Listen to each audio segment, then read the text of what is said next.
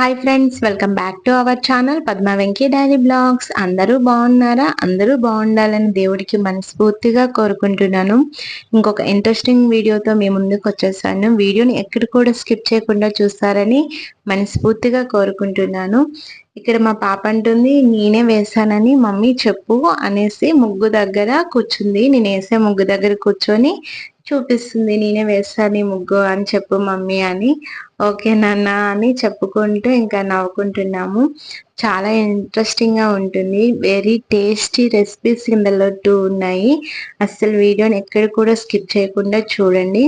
ఎప్పుడైతే మామిడికాయ సీజన్ కాదు అయినా సరే మామిడికాయ పప్పు చేస్తున్నాను. మా నాన్నగారు పంపించారు మామిడికాయలను. అయితే మామిడికాయ పప్పు అంటే చాలా ఇష్టం కదా. మీలో ఎంతమందికి ఇష్టం అనేది కింద కామెంట్ చేయండి. దీనికి కాంబినేషన్ గా ఇంకొక ఇంట్రెస్టింగ్ రెసిపీ కూడా ఉంది. నేనైతే ఇక్కడ ఒక గ్లాస్ పప్పు తీసుకుంటున్నాను.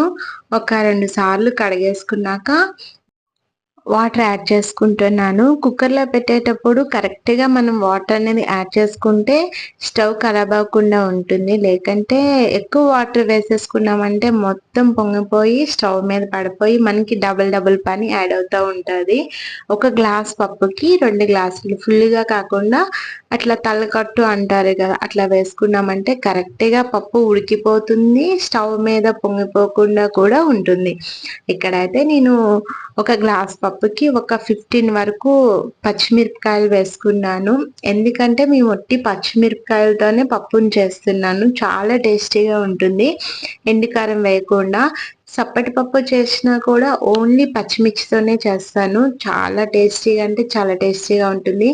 దానికి పోపు వేసుకోకపోయినా కాస్త పప్పు వేడి వేడి అన్నం నెయ్యి వేసుకొని తింటే సూపర్ గా ఉంటుంది. ఇప్పుడైతే ప్రాసెస్ లోకి వెళ్ళిపోదాం. కందిపప్పుని కడిగేసుకున్నాక ఒక 15 మిర్చిల్ని తుంచుకొని వేసుకోవాలి. తర్వాత మనం మామిడికాయని తొక్క తీసి ముక్కలుగా కట్ చేసుకున్నాం కదా, అవి కూడా వేసుకున్నాక కొంచెం ఆయిల్ కొంచెం పసుపు వేసుకోవాలి. ఎందుకంటే కందిపప్పు కొన్ని సార్లు ఒక్కొక్క రకం వస్తూ ఉంటది కదా, అంటే ఒక్కొక్కసారి ఉడకదు. అందుకోసం పసుపును నూనె వేసుకుంటే తొందరగా ఉడికిపోతుంది. ఇక్కడైతే నేను దొండకాయలను చూపిస్తున్నాను. ఈ దొండకాయలు ఊర్లో చెట్టుకు కాసేటివి, ఇక్కడ దొరకవు ఇట్లాంటివి. అందుకోసమే చాలా దుడ్డుగా ఉబ్బుతూ ఉన్నాయి కదా, చాలా టేస్టీగా ఉంటాయి. ఇప్పుడైతే ఇంట్రెస్టింగ్ రెసిపీ ఉందని చెప్పాను కదా, మనకి ఫంక్షన్లో చేస్తారు కదా, ఆంధ్ర సైడ్ అయితే ఇది చాలా ఫేమస్ దొండకాయ ఫ్రై, పల్లీలతో చేసేది. ఇప్పుడు ప్రాసెస్ చూసేద్దాం. దొండకాయని ఇట్లా నిలువుగా ముక్కలుగా కట్ చేసుకున్నాక ఉప్పు, కారము, పసుపు, మనకి క్రిస్పీగా రావాలంటే కొంచెం శనగపిండి, బియ్యం పిండి యాడ్ చేసుకోవచ్చు. నేనైతే ఇక్కడ ఒక శనగపిండిని మాత్రమే తీసుకుంటున్నాను. నేను ఒక 1/2 కిలో దొండకాయలు తీసుకున్నాను కనుక ఒక 5 స్పూన్లు శనగపిండి వేసుకున్నాను. వేయించుకున్న ధనియాల జీలకర్ర పొడి 1 స్పూను, అల్లం ఎల్లిగడ్డ పేస్ట్ 1 స్పూన్, ఇవన్నీ కూడా బాగా కలిపేసుకోవాలి. ఈ దొండకాయ ముక్కలకి అనేది పట్టించుకోవాలి. మనం డీప్ ఫ్రై చేసుకునేటప్పుడు చాలా బాగా ముక్కకు అనేది పట్టుకొని డీప్ ఫ్రై అనేది చక్కగా అవుతుంది. మనకి ఫంక్షన్లో పెడతారు కదా, అట్లా వస్తుంది. మా నాన్నగారు దొండకాయలు పంపించారు. అక్కడ చెట్టుకు పండుతాయి ఇవి దొండకాయలు. చాలా టేస్టీగా ఉంటుంది. అంటే మనం మార్కెట్లో కొనుక్కుంటాం కదా, సన్న దొండకాయ కంటే ఇట్లా చెట్టుకు పట్టేటివి పండించుకునేటివి ఉంటాయి కదా, చాలా బాగుంటాయి. కాకపోతే నా కోసమని చెట్టుకు అలాగా ఉంచేశారు.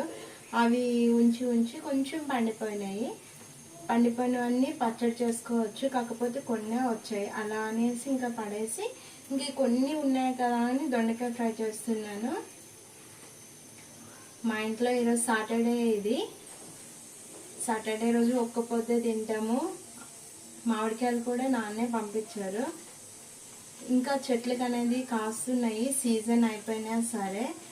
అట్లా అని నాకు పంపించారు. మామిడికాయ పప్పు అంటే మా పిల్లలకి, మా వారికి, నాకు అందరికీ చాలా ఇష్టం.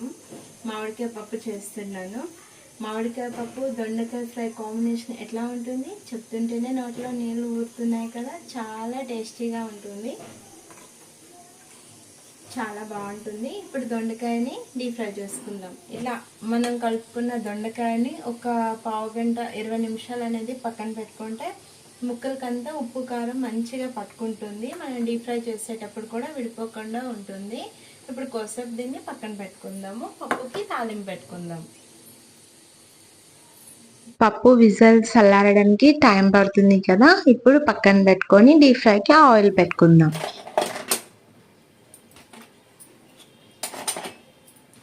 ఫ్రీడమ్ ఆయిల్ తీసుకుంటున్నాను, డీప్ ఫ్రైకి వేసుకుందాం. ఫ్రీడమ్ ఆయిల్ కొంచెం వేసుకుంటే సరిపోతుంది. ఎక్కువగా ముక్కలకి పీల్చుకోకుండా ఆయిల్ అనేది మనం ఎంతైతే వేస్తామో అంతా ఉంటుంది. ఫ్రీడమ్ ఆయిల్ అయితే కొంచెం మంచిది కూడా డీప్ ఫ్రైకి. ఇట్లా పకోడీలు దాంతో దేవుకుంటే మనకి ఈజీగా అనేది వచ్చేస్తుంది. హీట్ అయింది. ఫస్ట్ పల్లీలు వేయించుకుందాము. ఇన్ని పల్లీలు అయితే సరిపోతాయి.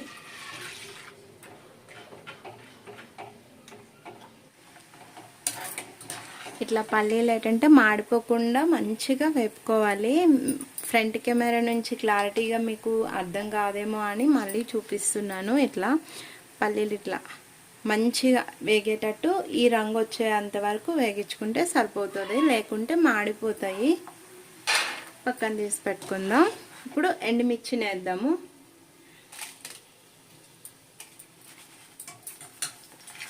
జస్ట్ ఒక్కసారి వేగితే చాలా పల్లీలు దాంట్లో వేసుకుందాం. కరివేపాకుని అది చిమ్మితే మన మీదకి తుల్లిందంటే ఇంకా పొక్కిపోతుంది కదా, కొంచెం దూరంగా ఉంటే డీప్ ఫ్రై చేసుకునేటప్పుడు చాలా మంచిది. ఇది ఒక చిన్న చిక్క. కరివేపాకుని లేత కరివేపాకుని ఎండుమిర్చిని అట్లా ఫ్రై చేసుకొని దొండకాయ ఫ్రైలో వేసుకోవడం వల్ల చాలా టేస్టీగా ఉంటుంది. ఇప్పుడు మనం ముందే మసాలాలన్నీ పట్టించుకొని ఉంచుకున్నాం కదా దొండకాయకి, అది కొంచెం కొంచెంగా తీసుకుంటూ ఇట్లా ఆయిల్లో వేసుకోవాలి. మనకి కళాయిలో ప్లేస్ ఎంతవరకు అయితే ఉంటుందో అంత పట్టే అంత వేసుకొని మీడియం ఫ్లేమ్లో పెట్టుకొని వేగించుకోవాలి. హై ఫ్లేమ్లో పెట్టకూడదు, ఎందుకంటే పైన అయితే ఫ్రై అయిపోతుంది, దొండకాయ అయితే పచ్చి పచ్చిగా ఉండిపోతుంది, అంత టేస్టీగా ఉండదు. మీడియం ఫ్లేమ్లో పెట్టుకొని వేగించుకుంటే చాలా టేస్టీగా వస్తుంది దొండకాయ ఫ్రై. వేసేసుకున్నాక ఒక 3 నిమిషాలు వేగిపోయినాక మళ్ళీ రెండో సైడ్ కూడా ఒక 3 నిమిషాలు వేగించుకుంటే మన దొండకాయ ఫ్రై మంచిగా వేగిపోతుంది. కుక్కర్ విజిల్ వచ్చేసింది కదా, ఇప్పుడు తీసి చూసుకుందాం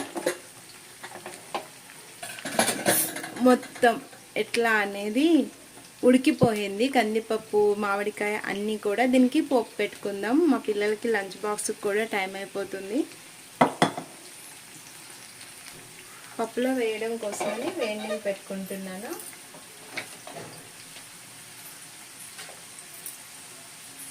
పప్పులో వేసుకోవడం కోసమని వేడి నీళ్ళు పెట్టుకున్నాను.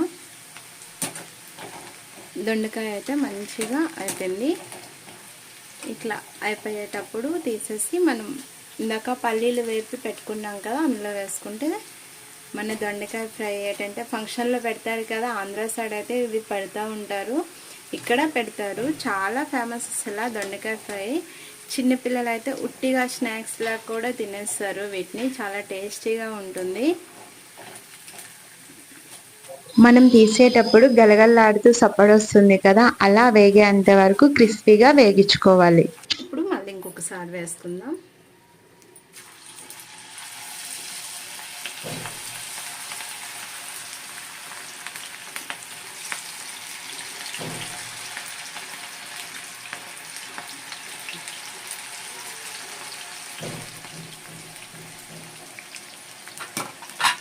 మన వాటర్ కొంచెం వేడైపోయినాయి కదా, ఈ వాటర్ని ఇట్లా ఇప్పుడు కుక్కర్లో పోసుకుందాం.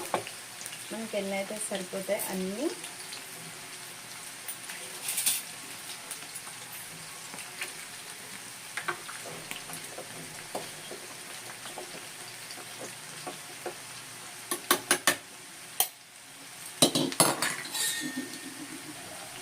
ఇట్లా చిన్న కవ్వం ఉంటుంది కదా, కవ్వంతో ఇట్లా మనం ఏంటంటే చేసుకుంటే పప్పు మెత్తగా అయిపోతుంది. కిచెన్‌లో పననేది మనకి తొందరగా అయిపోవాలనుకుంటే, మనం రేపు ఏమైతే వండుతామో అది ముందు రోజే ప్లాన్ చేసుకొని, ఉదయాన్నే అది తొందరగా కట్ చేసుకొని, 2 కూడా అక్కడ పెట్టేసుకొని, 2 కూడా తొందరగా చేసుకుంటే మనకి కిచెన్‌లో వర్క్ తొందరగా అయిపోతుంది. ఇప్పుడైతే ఒక సైడు డీప్ ఫ్రై అవుతుంది. ఒక సైడు పప్పు ఉడుకుతుంది.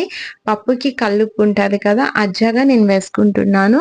ఒక గ్లాస్ పప్పుకి మనం ఇంకొక 2 గ్లాసులు నీళ్ళేసాం కాబట్టి, ఒక 2, 3 స్పూన్స్ కల్లుప్పు వేసుకుంటే సరిపోతుంది. పప్పుని ఇట్లా కొంచెం కుతుకుతా ఉడికినాక మనం పోపు వేసుకుంటే, పప్పు నైట్‌కి మనం ఈవినింగ్ వేడి చేసుకుంటాం కదా! అలా వేడి చేయకపోయినా సరే పోకుండా చెడిపోకుండా ఉంటుంది. లేకుంటే చాలామంది అంటారు కదా! పప్పనేది తొందరగా చెడిపోతదని. చెడిపోకుండా ఉండాలనుకుంటే వేడి నీళ్ళు వేసుకొని కొంచెం బాగా ఉడికించుకుంటే పప్పు ఎప్పుడు కూడా చెడిపోదు. ఇప్పుడైతే పోపు వేసుకుందాము.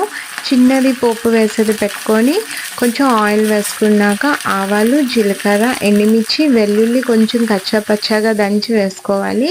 కరివేపాకు, పసుపు, ఇంగువ వేస్తేనే పప్పుకి అసలైన టేస్ట్ ఉంటుంది. మాకైతే చాలా ఇష్టము. ఇంగువ లేనిదే అసలు ఆ పప్పు అలా చేసుకుంటే కూడా పప్పులా అనిపించదు. ఇంగువ నేను రసంకి వేస్తాను, సాంబార్కి వేస్తాను, పప్పుకి కూడా వేసుకుంటాను. చాలా టేస్టీగా ఉంటుంది.